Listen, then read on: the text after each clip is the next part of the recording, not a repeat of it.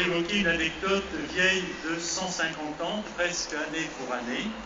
Un jeune sculpteur inconnu, ami de la famille Belin, se propose de faire un buste en terre cuite de François-Xavier Belin, le grand-père de notre inventeur.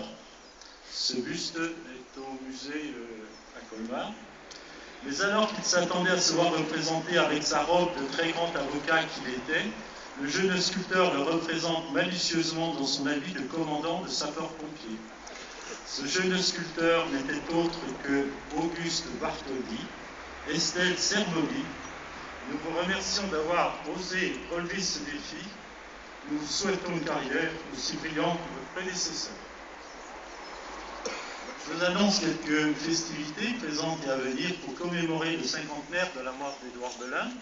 Donc l'exposition qui est ici, sa vie et son œuvre, qui va rester en place jusqu'au 15 mars 2013, avec des animations entre 19h et 20h sur le mur de l'Hôtel de Ville.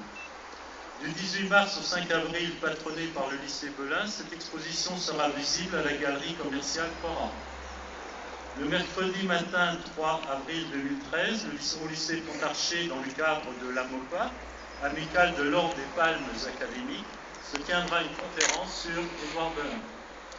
Le samedi matin 6 avril, cette fois-ci dans le cadre de la journée porte ouverte du lycée Belin, vous pourrez visiter une exposition sur les communications, des tours à signaux au bélinographe, c'est-à-dire c'est une exposition un peu étendue par rapport à celle qui existe actuellement, puisqu'on va retracer l'évolution du système de communication en passant, en évoquant la poste à cheval, avec quelques problèmes rencontrés par les maîtres de poste de Vesoul, de Sceaux, de Port-sur-Saône, l'arrivée du télégraphe de Chappe sur le clocher de l'église de Besançon, l'église Saint-Pierre à Besançon, l'arrivée du train à Vesoul, etc., le Morse, enfin toutes les communications qui vont aboutir au bélinographe. Voilà pour ce qui concerne les festivités du cinquantenaire de la mort d'Édouard Belin.